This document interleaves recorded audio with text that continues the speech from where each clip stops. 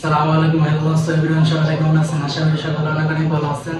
তো অনেকদিন হয়েছে সৌদি আরবে এসে বসছি, কোনো ব্লগ দেওয়া হয় না পেয়েছে। অনেকদিন পর সবাই মিলে কবুতরের বাচ্চা আনছি, আমরা পাঠিয়ে দেবো। তো সবাই আমাদের সাথে থাকে। Video start. চোখের ইশারাতে খেলো, দেখো কি নীরবে এভাবে কি জমে দোতারার তারে তারে বাজতে থাকে